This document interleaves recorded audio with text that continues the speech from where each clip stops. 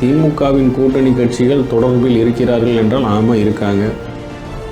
Chettinad Cements, top choice for durable concrete construction.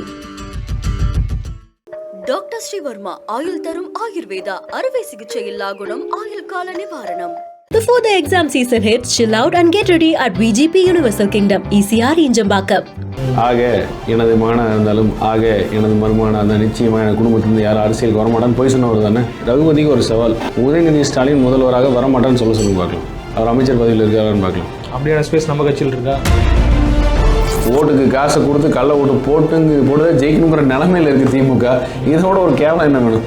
Inbanithi உட்கார்றது collector எந்திரிச்சதுலேருந்து இப்போ அடுத்த தொடர்ச்சியாக ஒரு திமுக தொண்டர் எனக்கு சுயமரியாதை முக்கியம், பேரனுக்கெல்லாம் போஸ்ட் அடிக்க முடியாது, நான் வெளியே போகிறேன், அடிப்படை உணர்ந்து வெளியே போகிறேன்னு சொன்ன அந்த உணர்வுபூர்வமான விஷயம், ஒரு அடிமட்ட தொண்டனுக்கு அந்த உணர்வுபூர்வமான விஷயம் இருக்குமோ அதை பற்றி நான் பேசியிருக்க வேண்டும்.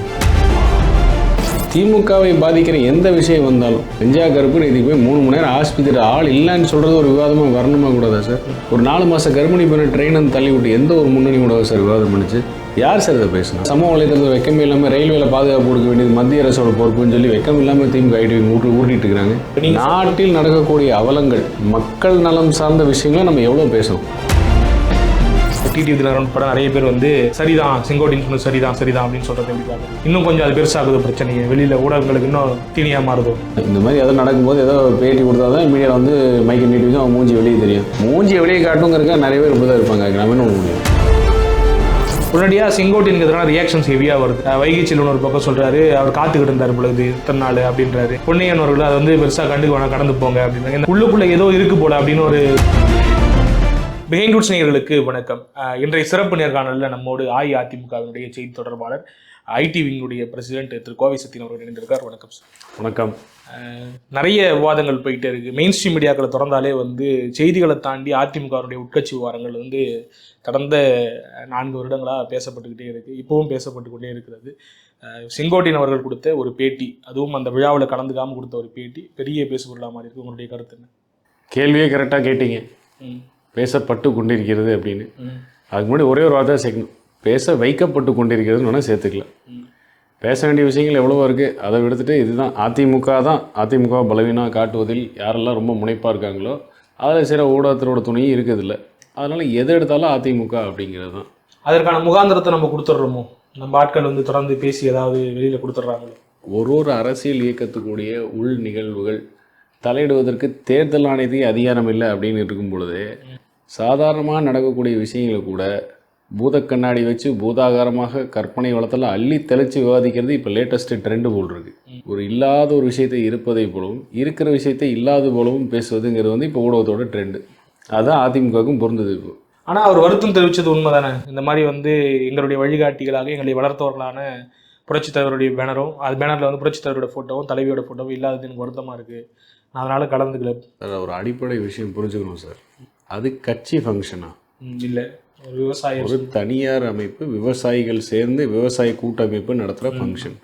அதில் ஒரு பேனரில் யார்கிட்ட சொல்கிறார், வருத்த யாருக்கு தெரிவிக்கிறார்? அந்த அமைப்பு இருக்கிற அதற்கு அடுத்த நாள் அந்த அமைப்பை சார்ந்தவர்களே இது உள்நோக்கத்தோடு இல்லை, எங்களுக்கு இது இவ்வளோ பெரிய விஷயமா நடக்கும்னு தெரியாது, மன்னிச்சு கொள்ளுங்கள், கேட்ட மன்னிப்பு வேறு கேட்டாங்க. இதற்கு அனுமதி கொடுத்ததே விவசாய சங்கங்கள் அப்படிங்கிறது கொடுத்தது தான். ஒரு பேனர் கூட அந்த ஈவெண்ட் நடக்கிற 800 மீட்டர் தள்ளி தான் ஒரு பேனரே வைக்கப்படுது. என்ன பேனரு? எடப்பாடியாரோட பேனரே 800 மீட்டர், அந்த ஈவெண்ட்டோட வென்யூலேருந்து 800 மீட்டர், அதாவது ஆல்மோஸ்ட் ஒரு 3/4 கிலோமீட்டர் தள்ளி தான் பேனரே வைக்க விட்றாங்க.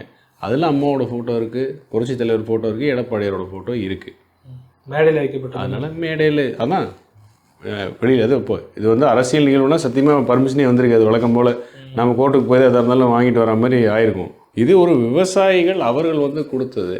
இதன் தொடர்ச்சியாக நடக்கக்கூடிய விஷயத்தை பாருங்களேன். எப்படி அதிமுகவோட சாதனைக்கெல்லாம் திமுக ஸ்டிக்கர் ஓட்டுற மாதிரி, நாங்கள் தான் பண்ணோம் ஸ்டிக்கர் ஓட்டுற மாதிரி, இந்த அத்திக்கடவு அவிநாசி வேண்டும் என்றே திட்டமிட்டு காலதாமதம் பண்ணி தேர்தல் நெருங்கிற நேரத்தில் நம்ம இதை திறந்து வச்சு ஒரு மு.க. ஸ்டாலின் பெரிய கொங்கு மண்டலத்துக்கு கொடுத்துட்டாரு அப்படின்னு ஒரு ஸ்டிக்கர் ஓட்டலான்னு நினச்ச பிளானு தவிடுபடி ஆயிடுச்சு. ஏன்னா அங்கே இருக்கிற 5-6 விவசாயிகள் அவர்கள் எல்லாம் அதிமுக சேர்ந்தவர்கள் கிடையாது. காங்கிரஸ் இயக்கத்தை சேர்ந்த விவசாயிகள் இருக்காங்க, திமுகவை சேர்ந்தவர்கள், மற்ற மாற்று கட்சியில் இருக்கக்கூடிய அனைத்து விவசாயிகளும் இருக்காங்க. ஆனால் கட்சியெல்லாம் ஒதுக்கி வச்சுட்டு இந்த நல்லது நடந்தது, நமக்கு இங்கே நீர் கிடைக்கப்பெற்றது, தண்ணீர் கிடைக்கப்பெற்றது எடப்பாடியார் எடுத்த முழு முயற்சியின் காரணம் அப்படின்னு சொல்லி அவருக்கு ஆத்மார்த்தமாக நன்றி தெரிவிக்கிறாங்க. இதுதான் நடந்தது. இது இப்போ மக்கள்கிட்ட பேச்சு பொருளாகவே போகல. திமுக தேர்தல் அறிக்கையும் பார்த்துருக்கோம், அவினாசி அத்திக்கடவு. அஇஅதிமுக தேர்தல் அறிக்கையிலையும் பார்த்துருக்கோம். 3.27 கோடி அம்மா அதுக்கு ஒதுக்கீடு செய்தாங்க டேர்ம் 1ல் 2011 வந்ததுக்கப்புறம். அதுக்கப்புறம் பணிகள் ஆரம்பிக்கிறதுல கொஞ்சம் சுணக்கம் ஏற்பட்டது. அம்மா டேர்ம் 2ல் அதை முடிக்கணும்னு ஆரம்பிக்க பொழுது அம்மா மறைவு, அம்மாவோட கனவை நிறைவேற்றியே தீருவேன்னு சொல்லி தலைவர்களோட வழிகாட்டுதலில் எடப்பாடியார் அதை முன்னின்று நடத்தி முடிகிறார். 70% பணி முடிஞ்சிருச்சு.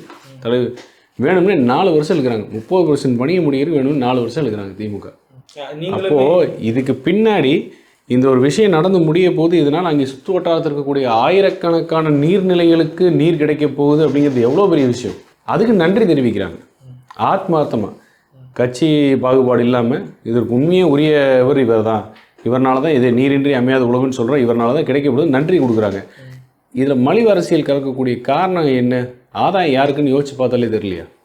திமுகவோட அஜெண்டாவை இப்படியா முன்னணி ஊடகம்லாம் விழுந்தடிச்சு எந்திரிச்சு செய்யணும்? செங்கோட்டையன் இதை தவிர்த்திருந்தாலே இது எல்லாமே தவிர்க்கப்பட்டிருக்கும்ல. இல்லை, அவர் வந்து ஒரு நிகழ்ச்சி ஏற்பாட்டாளருக்கு சொன்ன விஷயத்துக்கு போய் எதுக்கு இவ்வளோ பெரிய பூதாகாரமாக விஷயம் பேசுகிறோம்? அப்போ இதை பேசுகிற நம்ம அதே ஈரோடை சேர்ந்த, அதே மாவட்டம் தான் ஈரோடை சேர்ந்த ஒரு திமுகவை சேர்ந்த ஒருவர் பேரனுக்குள்ள என்னால் போஸ்ட் அடிக்க முடியாதுன்னு கட்சியை விட்டு விலகிறேன்னு சொல்லி பொது வெளியில் ஒரு 4 நாளைக்கு முன்னாடி போட்டு வெளியே அதை பேசியிருக்கணும். நம்ம இவ்வளோ இருக்கிற முன்னணி ஊடகம் ஏதோ ஒரு ஊடகமாச்சும் அந்த விஷயத்தை எடுத்து பேசியிருக்கணும்ல, உண்மையா இல்லையான்னு. இன்பநிதி உட்கார்றது கலெக்டர் எந்திரிச்சதுலேருந்து இப்போ அடுத்த தொடர்ச்சியாக ஒரு திமுக தொண்டர் எனக்கு வந்து சுயமரியாதை முக்கியம், பேரனுக்கெல்லாம் போஸ்ட் அடிக்க முடியாது, நான் வெளியே போகிறேன், அடிப்படை உறுப்பினர் வெளியே போகிறேன்னு சொன்னால் அந்த உணர்வுபூர்வமான விஷயம். ஒரு அடிமட்ட தொண்டனுக்கு அந்த உணர்வுபூர்வமான விஷயம் இருக்கும்போது அதை பற்றி நம்ம பேசியிருக்கணும் வேண்டாம்? இல்லை, வலைவலி ஊடகங்களில் பேசப்பட்டுக்கிட்டு தான் இருக்குது. அந்த விஷயமும் பேசப்பட்டது சார். நீங்கள் பேசக்கூடிய ஃப்ரீக்குவென்சி, பேசக்கூடிய மீடியா நம்பர் ஆஃப் கவுண்ட் நல்லா பாருங்கள். நேற்று எல்லா முன்னணி ஊடகத்துலேயும் ஒரே விதமான தலைப்பு, ஒரே மாதிரியான தலைப்பு, ஒரே மாதிரியான விவாதம் எல்லா முன்னணி ஊடகத்துலையும். அது எப்படி சார் நடக்கும்? இதை தாண்டி இன்னொரு விஷயம் கேட்கணும்னா, திமுகவை பாதிக்கிற எந்த விஷயம் வந்தாலும் வெஞ்சா கருப்பு நேற்று போய் 3 மணி நேரம் ஆஸ்பத்திரி ஆள் இல்லைன்னு சொல்கிறது ஒரு விவாதமாக வரணுமா கூடாதா சார்? சார், சுஜித்துன்னு ஒரு குழந்தை வந்து அவங்க தாத்தா வெட்டின போர்வெல் விழுந்ததுக்கு 3 நாள் லைவ் போட்டிருக்கோம், தீபாவளியை கொண்டாட விடாமல். அதுக்கு அதிமுக தான் காரணங்கிற ரேஞ்சுக்கு பேசி தள்ளியிருக்கணும். ஆள்குறை துணர் வந்து முட்டாங்க, இது யாரோட கவனக்குறைவு, அதிமுக ஆட்சின்னு தூங்குதாங்கிற வரைக்கும் பேசியிருக்கோம். ஒரு 4 மாத கர்ப்பிணி பெண்ணை ட்ரெயினை தள்ளி விட்டு எந்த ஒரு முன்னணி ஊடகம் சார் விவாதம் பண்ணிச்சு? யார் சார் இதை பேசினா? எவ்வளோ கனவுகளோட அந்த அம்மா வந்து வயிற்றில் குழந்தைய சமைச்சிருக்க அந்த அம்மா ஒரு பாலியல் குற்றவாளி. அதுவும் அவன் வந்து ஃபஸ்ட் டைம் பண்ணுறது கிடையாது, ஏற்கனவே ஒரு பாலியல் குற்றத்தில் ஜாமீனில் வெளியிருக்கிறாள். கேட்டால் சமூக வலைத்தளத்தில் வெக்கம் இல்லாமல் ரயில்வேல பாதுகாப்பு கொடுக்க வேண்டியது மத்திய அரசோட பொறுப்புன்னு சொல்லி வெக்கம் இல்லாமல் திமுக ஊட்டிட்டு இருக்கிறாங்க. சிஎம் வந்து அறிக்கை கொடுத்துருக்காரு. விஷயம் என்ன சார் இது? எவ்வளோ விஷயம் சிஎம் அறிக்கை கொடுத்தா அந்த விஷயம் பேச்சு பொருளாக ஆகக்கூடாது, விட்டுறணுமா? அதோட இது மாதிரி எத்தனை அறிக்கை கொடுத்துருக்காரு சிஎம்? இரும்பு கரம் கொண்டு ஒடுக்குன்னு எவ்வளோ பேசியிருக்காரு? அப்படியே சார் கள்ளக்குறிச்சியில் 68 பேர் இருந்தாங்க, அதுக்கு ஏன் சார் சிபிஐ போகக்கூடாதுன்னு சொல்லி விழுந்தடிச்சு கோர்ட்டில் வாதாடினாங்க திமுக? எவ்வளோ நாள் சார் பேசியிருக்கோம்? நாட்டில் நடக்கக்கூடிய அவலங்கள், மக்கள் நலம் சார்ந்த விஷயங்களை நம்ம எவ்வளோ பேசணும்? ஆனால் நம்ம கட்சிக்குள்ளே பார்த்தீங்கன்னாக்கா உடனடியாக செங்கோட்டையனுக்கு எதிரான ரியாக்ஷன்ஸ் ஹெவியாக வருது. வைகை செல்வன் ஒரு பக்கம் சொல்கிறாரு, அவர் காத்துக்கிட்டு இருந்தார் பொழுது இத்தனை நாள் அப்படின்றாரு. இன்னொரு பக்கம் பொன்னையன் அவர்கள் அதை வந்து பெருசாக கண்டுக்கு வேணாம், கடந்து போங்க அப்படின்றாங்க. இந்த மாதிரியான ஸ்டேட்மெண்ட்ஸ்லாம் வரும்பொழுது உள்ளுக்குள்ளே ஏதோ இருக்கு போல அப்படின்னு ஒரு மரியாதைக்குரிய வைகை செல்வன் அப்படி சொன்னு தெரியல. நேற்று கூட என்னோட பக்கத்தில் உட்காந்து நாங்கள் தான் ஐடி மீட்டிங் ஊடகத்தில் பேசுனதை பார்த்தேன் நான். அதுக்காக ஊடகத்தில் வர நிறைய விஷயங்கள் இப்போ நம்புற மாதிரி இல்லை சார். ஊடக சுதந்திரம்ங்கிறது சுத்தமாக போச்சுங்கிறது முதல்ல ஊடகத்துறை ஒத்துக்கிட்டோம். அதை ஃபஸ்ட்டு நாங்கள் நடுநிலையாக எங்களால் இருக்க முடியல, எங்களுக்கு அழுத்தம் இருக்குது, மிரட்டல் இருக்குங்கிறத ஒத்துக்கிட்டோம் ஃபஸ்ட்டு. அதை அவங்க சொல்லணுங்கிற அவசியம் இல்லை, பட்டவர்த்தனமாக வெளிப்படையாக தெரியுது. ஊடகத்தில் வர பத்திரிகையாளர், மூத்த பத்திரிகையாளர், அரசியல் விமர்சகர், பொருளாதார நிபுணர், மருத்துவ நிபுணர் எல்லாமே திமுக கைக்குலியில் இருக்காங்க. திமுக மந்த்லி பேமெண்ட்டை வாங்கிட்டு வேலை பார்த்தான்னா ஊடகத்துறையில் சார்ந்தவர்கள் தான் வந்து காவல்துறை எப்படி எங்கள் ஃபோனை பிடிக்கலாம், என் பொண்டாட்டிக்கு எவ்வளோ சொத்து இருக்குன்னு எப்படி கேட்கலாம், ஊடகத்தை ஏன் நசுக்கிறீங்கன்னு யார் போராடுறா சார்? இந்த ஆட்சியில் தான் அது நடக்குது, அதிமுக ஆட்சியில் அப்படி நடக்கலையே சார். இதையும் தாண்டி ஒரு ஊடகத்தினால சுதந்திரமாக செயல்பட முடியலங்கிறது ஒரு ஜனநாயக கேடு தானே. அம்மையார் ஜெயலலிதா அவர்கள் இருக்க வரைக்கும் பார்த்தீங்கன்னாக்கா வந்து வெளியில் வந்து இப்படி ஓப்பனாக தலைமைக்கு எதிராக வந்து அவ்வளோ எளிதாக பேசிட முடியாது, பேசக்கூடிய சூழல் இல்லை. ஆனால் இப்போ வந்து தலைமைக்கு கீழே ஒருங்கிணைறதுல ஏதோ சிக்கல் இருக்கும். நிறைய இடங்களில் ஸ்டேட்மெண்ட்ஸ் அங்கங்கே வச்சுட்டு போகிற மாதிரி இருக்குது. செல்லூராஜ் அவர்கள் வந்து தேர்தல் முடிஞ்ச உடனே ஒரு மீட்டிங் முடிஞ்ச உடனே வெளில வந்து சொன்னார், நாங்களும் தான் உழைச்சோம், நாங்கள் என்ன பண்ண முடியும் அப்படின்னு சொல்கிறதா இருக்கட்டும், இவர் இப்போ இப்படி பேசுகிறதா இருக்கட்டும். அந்த காலகட்டத்தில் நடக்காது, இப்போ நடக்கும்பொழுது இன்னுமே கூட அந்த சிக்கல் இருக்கும் அப்படின்ற மாதிரி இருக்குது. ஒன்றும் சிக்கல்லாம் ஒன்றும் இல்லை சார். அம்மா காலத்துலேயே கூட உள்கட்சி விவகாரத்தில் ஒரு வெளிப்படைத்தன்மையுடன் பேசக்கூடிய வாய்ப்புகள் இருந்தது. அம்மா அந்த வாய்ப்பு கொடுத்தாங்கன்னா அம்மாட்ட கருத்து சொல்கிற வாய்ப்புகளும் இருந்து பேசக்கூடிய நிகழ்வுகள் நடந்ததாக இருந்திருக்கு. அது ஏன் ஊடகம் பெரிய பேச்சு பொருளாக பேசலைன்னா ஊடகத்துக்கு இருந்த ஒரு பயம். ஆனால் இப்போது அம்மாவின் மறைவுக்கு பின்னால் இரட்டை தலைமை அப்படின்னா என்ன வேணால் பேசலாங்கிற நிலைமைக்கு வந்து ஊடகம் போனதுலேருந்து அது வந்து கொஞ்சம் அடுத்த கட்ட நிலைக்கு போய் ஊடகம் வந்து எதை வேணாலும் பேசினாலும் இது வந்து ஒன்றும் பெருசாக நடவடிக்கை இருக்காது அதிமுகவிடமிருந்து அப்படிங்கிற ஒரு மெத்தன போக்கு தெரியுது ஊடகத்தில். புரட்சித் தமிழர் எடப்பாடியார் ரொம்ப தெளிவாக சொல்கிற ஆக்கப்பூர்வமான எதிர்க்கட்சியாக இருப்போம் அப்படின்னாரு. அதுதான் அப்படியே தொடருது. அந்த அம்மாவின் மறைவுக்கு பின்னால் நடக்கக்கூடிய அரசியல் நிகழ்வுகளும் அதன் பின்னால் ஆட்சி மாற்றம் வந்த பிறகு திமுக தந்த பேக்கப் திமுக கொடுக்குற சப்போர்ட்டும் ஊடகத்துறைக்கு இன்னும் கொஞ்சம் ஒரு எக்ஸ்ட்ரா லிவரேஜ் மாதிரி இருந்தது. ஆனால் காலப்போக்கில் இப்போ ஊடகத்துறை உணர்ந்தாங்க அது வந்து நம்ம கொடுக்கப்பட்ட லிவரேஜ் இல்லை, கொஞ்சம் கொஞ்சமாக அவங்க ஆளுமைக்குள்ளேயே போயிட்டோம். ஊடகம் ஃபுல்லாக இப்போ திமுகவை சார்ந்தவர்கள் ஆதரவாளர் தான் ரொம்ப இருக்கிறாங்க, நம்மளால் சுதந்திரமாக செயல்பட முடியலன்னு இப்போ தான் அவங்களுக்கு புரிய வருது, தெரிய ஆரம்பிச்சிருக்கு. இப்போ இது வந்து ஒரு ஆரோக்கியமான சூழல்னு எடுத்துக்கலாமா? கருத்து சொல்ல முடியுது, ஆனாலும் ஒருத்த கருத்தோட எடப்பாடியார் கீழே தான் இருக்காங்க எல்லாருமே அப்படின்னு எடுத்துக்கலாமா? கருத்து சொல்ல முடியுதுங்கிறது ஜனநாயகம். அந்த ஜனநாயக ரீதியாக இயங்குது, அப்படி எடுத்து கடந்து போகலாமான்னு கேட்குறேன். ஜனநாயகம் இருக்கிற இடத்துல கண்டிப்பாக கருத்து முரண்பாடுகள் வரணும், வந்தால் தான் ஆரோக்கியமான ஜனநாயகம். வெளியில் பேசவே முடியலன்னா அது பேர் சர்வாதிகாரம். அதுக்காக தான் நான் இன்றைக்கும் தைரியமாக துணிஞ்சு வைக்கிற குற்றச்சாட்டு ஜனநாயகத்தில் மன்னராட்சி அப்படின்னு. இப்போ வரும்போது கூட ரகுபதி பேட்டியை பார்த்தேன், மீண்டும் முதலமைச்சர் ஸ்டாலினே ஆட்சிக்கு வருவார் அப்படின்னு. ரகுபதிக்கு ஒரு சவால், உதயநிதி ஸ்டாலின் முதல்வராக வரமாட்டான்னு சொல்லுங்க பார்க்கலாம். அவர் அமைச்சர் பதவியில் இருக்காரான்னு பார்க்கலாம். ஸ்டாலின் தான் முதல்வராக இருப்பார், அவர் குடும்பத்துலேருந்து வேறு யாரும் முதல்வர் வரமாட்டான்னு சொல்லுவாங்க, தைரியம் இருக்கான்னு சொல்லுவாங்க. அப்படியான ஸ்பேஸ் நம்ம கட்சியில் இருக்கா? ஏன் எடப்பாடியார் சொல்லியிருக்காரு பொதுச்செயலாளர் மேடையில், என்ன சொன்னார்? இன்னைக்கு இந்த பழனிசாமி நாளைக்கு யார் வேணாலும் இருந்து வரலாம் சொன்னார்ல. அவர் சொல்லலாம், மற்றவங்க சொல்ல முடியுமான்னு கேட்குறேன். எடப்பாடி அவர்கள் அடுத்த வாட்டி வர முடியாது, பொதுச் செயலாளர் எடப்பாடியார் அடுத்த வாட்டி வர முடியாது. எடப்பாடியார் வருவார், அதுக்காக எடப்பாடியார் வந்த பிறகு அவர் குடும்பத்துக்கு இன்னொருத்தர் வருவார்னு என்னால் ஆணித்தரமாக சொல்ல முடியும். திமுக சொல்ல முடியாது, வரமாட்டாங்கன்னு சொல்ல முடியும், கண்டிப்பாக சொல்ல முடியும். அது எடப்பாடியாரே சொல்லுவார், யார் வேணாலும் சொல்லலாம். அது மீண்டும் சொல்லலாம். அதான் இன்னைக்கு ஒரு பழனிசாமி நாளைக்கு ஒரு சின்னசாமி யார் வேணா வரலாங்கிறாரு. முக ஸ்டாலின் சொல்லுங்களேன் பார்க்கலாம். அவங்க குடும்பத்தை அப்படி போய் சொல்லி ஆட்சிக்கு வந்தவங்க தானே. ஆக எனது மகனாக இருந்தாலும் ஆக எனது மருமகனாக இருந்தால் நிச்சயமாக என் குடும்பத்திலிருந்து யாரும் அரசியலுக்கு வரமாட்டான்னு போய் சொன்னவர் தானே. இன்னொரு கேள்வி என்னன்னாக்கா, இந்த மாதிரியான விவாதங்கள் வந்து உங்கள் கட்சிக்குள்ளே எழும்போது ஆட்டோமேட்டிக்காக உங்கள் கட்சியிலேருந்து நீக்கப்பட்ட ஆட்கள் இருப்பாங்க இல்லையா? வேறு இயக்கம் கண்டவங்களோ வெளியில் போனவங்களோ டிடிவி தினகரன் படம் நிறைய பேர் வந்து சரிதான் செங்கோட்டைன்னு சொன்னது சரிதான் அப்படின்னு சொல்கிறத எப்படி பார்க்குறீங்க? இன்னும் கொஞ்சம் அது பெருசாகுது பிரச்சனையை, வெளியில் ஊடகங்களுக்கு இன்னும் தீனியாக மாறுதோ? சார் அவங்க வேலையே அவங்க இருப்பை காட்டிக்கொள்வதற்கு இதை சொன்னா தான் ஊடக மீடியா கவரேஜ் கிடைக்கும். இல்லைன்னா நார்மலாக இருக்கிற இடத்துல யாரும் போய் டிடிவி தினகரனை போய் பார்த்து கேள்வி கேட்க போகல, பேட்டி எடுக்க போகல. அப்படி ஒன்றும் பெரிய பொது வாழ்க்கையில் மக்கள் சேவையில் ஒன்றும் அவர் ஒன்றும் பண்ண மாதிரி தெரில, இல்லை அவர் கட்சிக்காரங்களுக்கு ஒன்றும் பண்ண மாதிரி தெரில. என்டையர் தென் மாவட்டத்துக்கு மாவட்ட செயலர் ஃபுல்லாக இப்போ அதிமுகவுக்கு வந்தாச்சு. இதை யாரும் விவாதமாக பேச மாட்டேங்கிறாங்க. ஆல்மோஸ்ட் தென் மாவட்டங்களில் இருக்கிற 13, 14, 15 மாவட்ட செயலாளர் வந்தாச்சு அதிமுகவுக்கு. அவர் கூடாரமே கரைஞ்சி வேகமாக காலி ஆகிட்டு இருக்கு. மக்கள் நானும் ஏதோ செஞ்சா மாதிரி இந்த என்ன செஞ்சார்? இப்போ ஏதோ ஒரு உதாரணம் சொல்லுங்க தெரிஞ்சுக்கிறேன். நான் 2021 ஏதோ ஒன்று சொல்லுங்க. எதுவும் இல்லை இவ்வளோதான். இந்த மாதிரி ஏதோ நடக்கும்போது ஏதோ பேட்டி கொடுத்தா தான் மீடியாவில் வந்து மைக்கை நீட்டுவிங்க, அவங்க மூஞ்சி வெளியே தெரியும். மூஞ்சி வெளியே காட்டுங்கிறக்கா நிறைய பேர் இப்படி தான் இருப்பாங்க. கிராமன்னு ஒன்று முடியும். இன்னொரு பக்கம் நீங்கள் சொன்ன மாதிரி இப்போ தென் மாவட்டங்களில் நிறைய மாவட்ட செயலாளர்களாக இணைஞ்சிருக்காங்க அப்படின்னு சொன்னீங்க. அங்கேருந்து கிளம்பி ஒரு மீளெழுச்சி ஏற்படும் அதிமுக தென் மாவட்டங்களில். ஏன்னா ஃபேக்சுவலாக கேட்குறேன், கடந்த நாடாளுமன்ற தேர்தலில் நம்ம பெரிய அளவு சறுக்கினது தென் மாவட்டங்களில். ஒரு அடிப்படை பதில் அதுக்கு நான் சொல்லிடுறேன். ஃபேக்சுவலாக அது உண்மை இல்லையா? சொல்லிடுறேன். தில்லு இருந்தால் கால் வச்சு பாரு. நாங்கள் எதுக்கு அந்த பசுமன் ஐயா தேவர் பெருமானார் குரு பூஜைக்கு தில்லு இருந்தால் கால் வைனாங்க. எத்தனை தடவை போயிட்டு? 3 தடவை போயிட்டு வந்தார் எடப்பாடியார். என்னாச்சு? இல்லை வாக்கா நம்ம பழைய அதிமுகவை அங்கே மீளெழுவோம். அவ்வளோ பெரிய விரோதியாக சித்தரிக்கப்பட்டவர்னு சொல்கிறேன் நான். தில்லு இருந்தால் காலை வச்சு பாருங்க அளவுக்கு என்னமோ அவர் அந்த சமூகத்திற்கு எதிரானவர் மாதிரி வீரம் பேசினவங்களாம் இருக்காங்களே. இதோட 3 தடவை போயிட்டு வந்தார். என்ன எதிர்ப்பு வந்துச்சு? மாற்றம் என்பது மக்களிடம் மிகப்பெரிய அளவில் இருக்குது. குறிப்பிட்ட தென் மாவட்டங்களில் மிகப்பெரிய மாற்றம் இருக்குது. இப்போ தமிழகத்துக்கு ஃபுல்லாக இருக்க ஒரே குரல் என்னென்னா எடப்பாடியாரே பரவாயில்ல அப்படின்னு இருந்ததுலேருந்து இப்போ வந்து எடப்பாடியார் தான் வரணுங்கிற அளவுக்கு மாறி இருக்கு. திமுக மேலே இருக்கிற அதிருப்தி மட்டும் இல்லை, மீண்டும் எடப்பாடியார் வரணுங்கிற அளவுக்கு குரல் வந்து எழத் தொடங்கி இருக்கு கொஞ்சம் கொஞ்சமாக. அது தமிழகம் ஃபுல்லாக கண்டிப்பாக மாற்றங்கள் நிகழ்ந்திருக்கிறது என்பது உண்மை. சாதி ரீதியான கண்ணோட்டத்துக்குள்ள அவரை சுருக்குனாங்கன்றது ஒரு பேசு பொருளாக இருந்துகிட்டு இருக்கு. அது மாதிரி இருக்குன்னு நினைக்கிறீங்களா? அது திமுக திட்டம் படுதோல்வி அடைஞ்சு இப்போ கூட இந்த நாடாளுமன்ற தேர்தலில் கூட படத்தில் ஒரு சிறு போய் பிரச்சாரம் பண்ணது என்ன, ஐபிஎல் டீம் மாதிரி அதிமுக 4 இருக்குது 5 இருக்குது.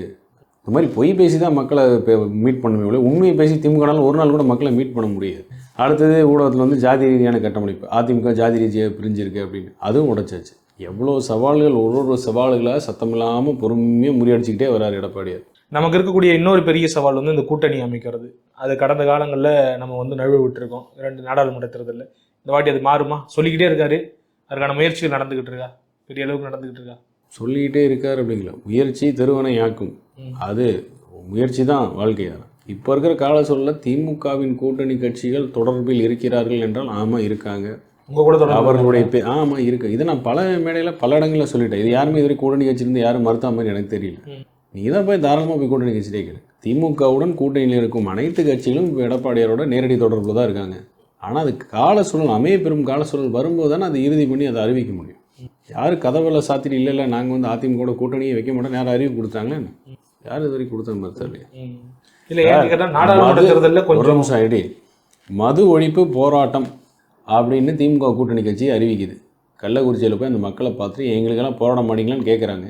அதை கேட்டோன்னே ஐயோ மக்கள் எதிர்பார்ப்பு இதாக தான் இருக்குன்னு சொல்லி ஒரு அந்த கூட்டணி கட்சி தலைவர் அழுத்தம் கொடுத்து போராட்டங்கிற பேரை மாற்றுங்கன்னு சொல்லி மது ஒழிப்பு போராட்டம்ங்கிறத மது ஒழிப்பு பெண்கள் மாடல்னு மாற்றி அடையாளத்தை தொலைக்க வச்சிட்டாங்க. அதனால யார் ரொம்ப சந்தோஷமா இருக்காங்கன்னு சொல்ல முடியாது. அது நம்ம பார்க்குறோம். கம்யூனிஸ்ட் கட்சியுமே வந்து ஒரு அந்த மாநில செயலர் வந்து பேசுறாரு. திராவிட முன்னேற்ற கழகத்துடைய அதிகாரப்பூர்வ பத்திரிகையில வந்து பெரிய ஸ்டேட்மெண்ட் வெளியாகுது. அடுத்த நாளைக்கு அவர் காணும்.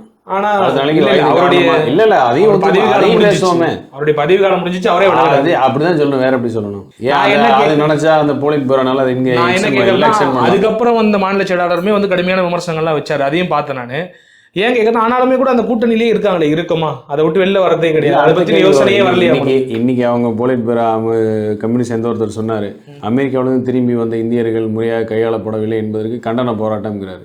அமெரிக்காவிலிருந்து இந்தியர்கள் மரியாதையாக திருப்பி அனுப்பப்படவில்லைக்கு கண்டனங்கிறாரு. அதே கூட்டணி கட்சியை சேர்ந்த பொன்முடி தான் சொல்றாரு, ஹிந்தி பேசுறவங்க இங்கே வந்து டீ ஆத்திட்டு இருக்கான், பானிபுரி வைக்கிறான்னு கேவலமாக பேசுறாரு.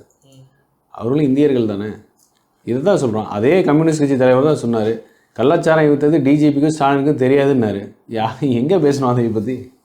அதெல்லாம் எவ்வளோ ஒரு பொம்மையா இருக்காரு ஒரு முதல்வர்ங்கிறதுக்கு இதோட என்ன ஒரு ஆதாரம் வேணும்? நான் எதுக்காக இந்த கேள்வி வைக்கிறேன்னா, எதிர்த்தும் பேசுறாங்க, இந்த மாதிரி மௌனமும் சில நேரங்களில் காத்திருக்கிறாங்க. ஆனாலும் கூட இன்னொரு கூட்டணிக்கு நம்ம போறதுக்கான எந்த சமிக்கையும் கொடுக்க மாட்டாங்க. நீங்க பேசிட்டு இருக்காங்கன்னு சொல்றீங்க. இல்ல, நீங்க சொன்னதுதான் மாற்றத்துக்கான அறிகுறி. இப்ப நீங்க கேட்ட கேள்விதான் அந்த மாற்றத்துக்கான அறிகுறி உங்களுக்கே தெரிய ஆரம்பிச்சிருக்கு. கொஞ்ச நாளைக்கு முன்னாடி மௌனமாக மட்டும்தான் இருந்தாங்க, எதிர்த்தே பேசலையே. அப்போ அந்த மாற்றம் உங்களுக்கே தெரியுது இல்லை? இதை தான் நாங்களும் சொல்கிறோம். மாற்றம் களம் இல்லை, களத்தில் மட்டும் மாற்றம் இல்லை, கூட்டணியில் ஏகப்பட்ட மாற்றங்கள் இருக்குது, வேக வேகமாக கூட்டணி கணக்குகள் மாறுதுன்னு இதை தான் நாங்களும் சொல்கிறோம். இந்த அத்திக்கடவு அவிநாசி திட்டத்தை பற்றி நீங்கள் முன்னாடி குறிப்பிட்டதால கேட்குறேன். அதை பொறுத்த வரைக்கும் இந்த மாதிரி வந்து நம்ம நிறைய வேலைகள் செஞ்சுட்டோம் அப்படின்னு சொல்லிட்டு நம்ம ஒரு ஸ்டேட்மெண்ட் வைக்கிறோம்.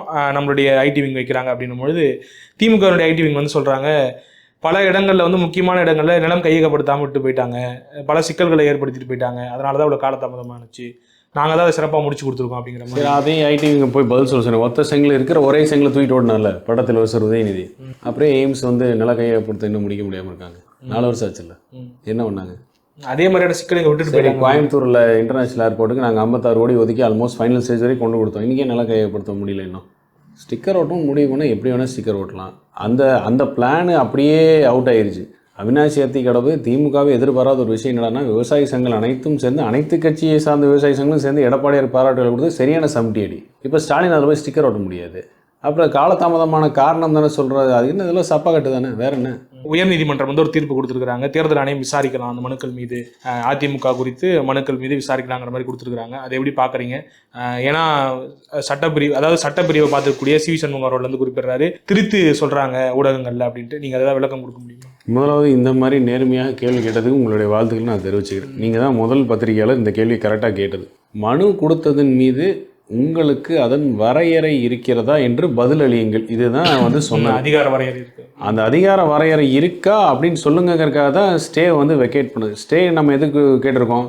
இதை பற்றி அவர்கள் வந்து தலையீடே இருக்கக்கூடாதுங்கிறதுக்கு ஸ்டே. அப்புறம் இந்த ஸ்டே இருக்கும்போது பதில் கொடுக்க முடியாதுங்கிறனால அந்த இன்டரிம் சேவை வெக்கேட் பண்ணுறாங்க. அஇஅதிமுகவை குறித்து தேர்தல் ஆணையத்துக்கு அனுப்பப்பட்ட புகார் மனுக்கள் அதன் மீது உங்களுக்கு பதிலளிக்கவோ அதன் மீது மேற்படி நடவடிக்கை எடுக்கவோ உங்களுக்கு அதிகார வரம்பிற்கு உட்பட்ட விஷயமாக நீங்கள் பார்க்குறீங்களான்னு சொல்லி தேர்தல் ஆணையத்துக்கு கேட்குறாங்க. இதுதான் நடந்தது நேற்று. அது இருந்தால் மேற்கொண்டு விசாரிக்கலாம். அதுக்குள்ள போச்சு ஸ்டே வெக்கேட் பண்ணிட்டாங்க, வெற்றின்னு. இன்னொரு சுருக்கமான ஒரு விஷயம் சொல்லணும்னா, நாளைக்கு இப்படியே ஒரு நிலம் ஊடகம்லாம் வெற்றின்னு சொன்னால் அந்த ஊடகத்தில் போய் தைரியமாக என்னை பேட்டி எடுக்க சொல்லுங்கள். நான் சொல்கிறேன், நாளைக்கு உதய் சூரியன் சின்ன என்னோட தான் சொல்லி நான் கேஸ் போடுறேன். யார் வேணா நாளைக்கு நானே போய் எலெக்ஷன் கமிஷன் ஒரு பெட்டிஷன் கொடுக்குறேன். உதயசூரியனுக்கு வந்து நான் இருக்கேன், இல்லை அந்த மேட்டர்லாம் இல்லை, உதயசூரியன் சின்ன மென்னுதுன்னு வேணால் கேஸ் போடுறேன். இந்த மனுக்கள்லையுமே வந்து பற்றி உதயசூரியன் வந்து பொதுக்குழு எடுத்த தீர்மானம்னா செல்லுபடியாகுது, உடனே விசாரிக்கிறது நான் போடுறேன். வேணா அந்த விவாத பொருளை வைக்க சொல்லுங்க. நாங்கள் அதிமுக நாங்கள் ஒரு 100 பேர் தயாராக ரெடியாக இருக்கும். ஐடிவிலேருந்து பிஜேபி மேலே போடுறதுக்கு ரெடியாக இருக்கும், உதயசூரியன் மேலே போடுறதுக்கு ரெடியாக இருக்கும். அடிப்படையே என்னன்னு பார்க்காம இந்த ஊடகத்தில் செய்தி கொடுக்கக்கூடிய போட்டி இருக்குல்ல, யார் முந்தி செய்தி தருவதுன்னு, அந்த போட்டியில் யாரோ ஒருத்தர் அரையும் குறையுமா அதை புரிஞ்சுக்கிட்டு உடனே ஒரு நியூஸ் கொடுத்து ஒரு சேனலில் பிரேக்கிங் வந்தோடனே மற்ற சேனலுக்குலாம் ஐயோ அவன் பிரேக்கிங் போட்டாங்களே அப்படின்னு சொல்லி அது என்னன்னு ஆராய்ச்சியே பண்ணாமல் வேகமாக எல்லா சேனலையும் போட்டு அதுக்கு ஒரு விவாதம். சார் இதே தேர்தல் ஆணையம் தயவு செஞ்சு உங்கள் பிஹைண்ட் நோட்ஸ் மூலமாக மக்களுக்கு தெரியும். இது வரைக்கும் இந்த இரட்டை இலையும் இந்த இயக்கமும் என்னதான் சொல்லி கிளைம் பண்ணலை. நீங்கள் சொல்கிற ரிபல்ஸ்ன்னு சொல்கிற வெளியேற்றப்பட்டவர்கள் யாருமே அதுதான் நான் சொல்றேன். எல்லாத்துக்கும் மேலே இன்னொரு சொல்கிறேன் முத்தாய்ப்பா, 2650 பொதுக்குழு உறுப்பினர்கள் இவர்தான் எங்கள் தலைவர், எடப்பாடியார் தான் எங்கள் தலைவர், நாங்கள் ஒற்றை தலைமையை நோக்கி பயணிக்கிறோம், அதற்கு சரியானவர் இவர் தான், எங்கள் நம்பிக்கை பெற்றவர் இவர் தான் சொல்லி முதல் தடவை அஃபிடவிட் போடுறோம், 2வது தடவை அஃபிடவிட் போடுறோம் தேர்தல் ஆணையத்தில். அதுக்கப்புறம் தான் ஜென்ரல் எலெக்ஷன் கால் ஃபார் பண்ணுறோம். எடப்பாடியார் கால் ஃபார் பண்ணுறாரு, 2023 கால் ஃபார் பண்ணுறாரு. கால் ஃபார் அப்போ தான் நடக்குது ஜெனரல் செக்ரட்டரி எலெக்ஷன் சொல்லி. இது வரைக்கும் அஇஅதிமுக இயக்கத்தில் பொதுச் செயலாளர் தேர்தல் எவ்வாறு நடைபெற்றதோ அதே மாதிரி தான் இந்த தடவை நடந்துச்சு. எந்த இடத்துலையுமே எங்கேயுமே வந்து இவர்கள் சொன்ன கூற்று சரி நிரூபிக்க முடியல. ஆர்டிகிள் 15 பீப்புள் ரெப்ரசன்டேஷன் ஆக்ட் என்ன சொல்லுது? ஒருவர் சின்னத்துக்கான உரிமையை கோருகிறார் என்றால் அதற்குரிய முகாந்திரம் அவருக்கு இருக்கிறதா, அது எவ்வாறு அவர் கோருகிறார், அது என்ன அடிப்படையில் கோருகிறார் என்பது வரக்கூடிய ஒரு விஷயம். அந்த தேர்தல் ஆணையம் முதலே சொல்லியாச்சு, யாருமே சிம்பிளை கேட்கவே இல்லைன்னு. அதுக்காக தான் நாங்கள் நான் போன வாரம் கேஸ் நடக்கும் பொழுது தேர்தல் ஆணையம் அதன் வரையறையை மீறி இன்வெஸ்டிகேஷன் ரோலுக்கு போகுது அப்படின்னு போடுறோம். அது அவர்களுக்கு அந்த வரையறையே கிடையாது. தேர்தல் ஆணையத்தோட வழக்கறிஞர் எழுந்திரிச்சு மன்னிப்பு கேட்டார் கோர்ட்டில். ஹைகோர்ட் சொல்லிச்சு, நாங்கள் எங்கே உங்களுக்கு நோட்டீஸ் அனுப்ப சொன்னோம், நாங்கள் கேட்டோம் உங்களை நோட்டீஸ் அனுப்ப சொல்லின்னு. இல்லை மயிலாட், நாங்கள் நோட்டீஸ் எதுவுமே அனுப்பலை, நாங்கள் அவங்கள்ட்ட உங்களை பதில் கேட்டு மட்டும் ஒரு விளக்கம் கேட்டு கடிதம் தான் எழுதணும் அப்படின்னார். இல்லை உங்கள் வரையறையை மீறுகிறீர்கள் அப்படின்னு அவர் எந்திரிச்சு மன்னிப்பு கேட்டார். இதுதான் நடக்குது. இது எத்தனை ஊடகம் சார் பேசிச்சு? இப்படியான சூழல் போயிட்டு இருக்கு. நீங்க சொன்ன மாதிரி அதுக்கான முகாந்திரம் ஏதாவது இருக்கணும் உங்கள்கிட்ட, அடிப்படையாக இருக்கும். இது வரைக்கும் நான் விளக்குனது எந்த எடிட் இல்லாமல் போடணும்னு நான் வேண்டிக்கிறேன் உங்கள்கிட்ட. அவ்வளோ இப்படியான ஒரு சூழல் போயிட்டு இருக்கு. இன்னொரு பக்கம் பார்த்தீங்கன்னா அந்த அடிப்படை முகாந்திரம் ஏதாவது இருக்கணும் அப்படிங்கிறது ஒரு விவாதம். ஆனால் நாடாளுமன்ற தேர்தலில் எல்லாத்துக்கும் மேலே ஒரு கட்சிக்கு சம்மந்தப்பட்டவராக கூட இல்லையே பிரதர். அதுதான் கேட்குறேன். நாடாளுமன்ற சேலத்தில் எடப்பாடியாருக்கு எகெயின்ஸ்ட் நேரம் அவர் கேஸ் போடுறாரு திண்டுக்கல்லேருந்து. அவருக்கு கட்சிக்கு என்ன சம்மந்தம்? கட்சியிலேருந்து வெளியேற்றப்பட்டவர்களாச்சும் ஒரு இடத்துல நான் கட்சியில் வேலை செஞ்சேன் அப்படின்னு இன்னும் கொஞ்சம் நான் அந்த கட்சி தான் சொல்லி பெருமை பேசிட்டு சுற்றலாம். அவங்களால வேட்டியை கூட கட்ட முடியல, கட்சி வேட்டியை கூட கட்ட முடியல. அதுதான் இன்னொரு கேள்வி. இந்த இரட்டை இலைக்கு எதிராக தேர்தல் களத்தில் நின்று அஇஅதிமுக உள் விவகாரங்களை பேசுவதற்கு அவங்களுக்கு என்ன தார்மீகம் இருக்கு? இன்னமும் உறுப்பினர்கள் எங்க கிட்ட தான் அதிகமா இருக்காங்க அப்படின்னு மனு போடுறது தட்டையான வாதமா? அதுதான் சொல்றேன். இந்த செக்ஷன் 15 பீப்புள் ரெப்ரசன்ட் ஆக்சுவலி இதை விசாரிங்கன்னு சொல்றோம். நாங்க தான் சொல்றோம். அதை அவங்க தான் வர மாட்டேங்க. விசாரிச்சு அவங்க டப்பா டான்ஸ் ஆடி ஜோலியை முடிஞ்சுவோன்னு தெரியும். செக்ஷன் 15 ஆஃப் பீப்புள் ரெப்ரசன்டேஷன் ஆக்ட்ல என்ன சொல்லுதுங்கிறத நீங்க தயவு செஞ்சு விசாரிங்க. நாங்க சொல்றோம் தேர்தல் ஆணையத்துக்கிட்ட. எங்க அண்ணன் சிவி சண்முகம் அதான் கேட்டாரு, நீங்க ஏன் பீப்புள் ரெப்ரசன்டேஷன் செக்ஷன் 15 நீங்க விசாரிக்க மாட்டீங்கன்னு கேட்கிறாரு. அவன் மனு கொடுத்தான்னு கேட்குறீங்களா? அவன் மெம்பரே கிடையாது, கட்சியோட மெம்பரே கிடையாது. அப்புறம் எப்படி நீங்கள் அதை என்டர்டெயின் பண்ணுவீங்க? அதையும் தாண்டி உங்கள் வரையறைக்கு இல்லாத விஷயத்துக்கு நீங்கள் எப்படி தலையிட முடியுங்கிறது தான் ஸ்டேவே வாங்கணும். இப்போ இது எல்லாருக்கும் விடை பெறட்டும்னு சொல்லி நாங்கள் கொடுக்கறதே அஇஅதிமுக தான் சார். அனைத்து இந்திய அண்ணா திராவிட முன்னேற்ற கழகத்தின் பொதுச் செயலாளர் இரட்டை இலை உரிமை கோரியது அனைத்து இந்திய அண்ணா திராவிட முன்னேற்ற கழகத்தின் பொதுக்குழுவால் தேர்ந்தெடுக்கப்பட்ட பொதுச் செயலாளர் எடப்பாடியார். வேற யாரும் கிளைமே பண்ணல இது வரைக்கும். ஈரோடு இடைத்தேர்தலை புறக்கணிச்சாச்சு. அது நமக்கு பலமா பலவீனமா? ஏற்கனவே நம்மளை தொடர் தோல்வின்னு சொல்லிக்கிட்டே இருக்கிறாங்க. இது ஒரு முன்னோட்டமாக எடுத்துக்கலாமா, இல்லை ஏன் நம்ம தவிர்த்தோம் அப்படிங்கிற வடிவேல் ஒரு படத்தில் வருவார் தெரியுமா? நான் பல ஊர்களுக்கு போய் கம்பு சண்டையை போட்டு கப்பு ஜெயிச்சுட்டு வரேங்கிற மாதிரி கடையில் அடித்த கப்புன்னு சொல்லி தூக்கிட்டு வருவார் தெரியுமா? அந்த கதை தான் திமுக வச்சுருக்கு. களத்தில் ஆளே கிடையாது, நாங்கள் தான் நிற்கலன்னு சொல்லியாச்சு. மற்ற கட்சிகளும் நான் புறக்கணிக்கிறோம், ஜனநாயக பூர்வம் நடக்காதுன்னு சொல்லி புறக்கணிச்சதில் கூட ஓட்டுக்கு காசை கொடுத்து கள்ள ஓட்டு போட்டுதான் ஜெயிக்கணுங்கிற நிலைமையில் இருக்குது திமுக. இதோட ஒரு கேவலம் என்ன வேணும்? ஆனால் ரகுபதி சொல்றாரு, அதிமுக உறுப்பினரோட எங்களுக்கு தான் ஓட்டு போட்டாங்க, எல்லாம் சேர்ந்து எங்களுக்கு ஓட்டு போட்டு சொல்லிக்க வேண்டியதான். அவர்கிட்ட வேணா போய் சொல்லுங்க. மத்திய பிரதேசத்தில் இருக்கும் பாரதிய ஜனதா கட்சியை சேர்ந்தவர் கூட அவங்களுக்கு தான் ஓட்டு போட்டான்னு கூட சொல்ல எழுதி கொடுத்தா எல்லாத்தையும் பேசுவாங்க. யோசிக்காம பேசுற கட்சி தானே அது. மீண்டும் சொல்வது என்னன்னா, களம் மாறி இருக்கு, களம் மாறி இருக்கு. அந்த களத்தில் இருக்கிற மாற்றத்திற்கு எங்க தொண்டர்கள், கடைசி தொண்டர்கள் வரைக்கும் மிக தெளிவு இப்பதான் இருக்கு. அவங்க கூட ஆமாம், ஊடகத்தை பார்த்து நான் கூட ரொம்ப குழம்பு போயிருந்தோம்டா, இப்போ தான் தெளிவாக இருக்குது. எடப்பாடியார் தலைவர் அவர் கரெக்டாக நம்மளை வழி நடத்திட்டு போகிறாரு. களம் 2026 நம்ம தான், அதிமுக தான், எடப்பாடியாக தான் ரெடியாக இருக்கிறாங்க. ஓகே, உங்களுடைய அரசியல் பணி தொடரட்டும். நன்றி, வாழ்த்துக்கள். Chettinad Cements, top choice for durable concrete construction. Doctor Sreevarma ஆயுள் தரும் ஆயுர்வேதா அறுவை சிகிச்சை இல்லா குணம் ஆயுள் கால நிவாரணம். Before the exam season hits, chill out and get ready at VGP Universal Kingdom, ECR in Jambakam.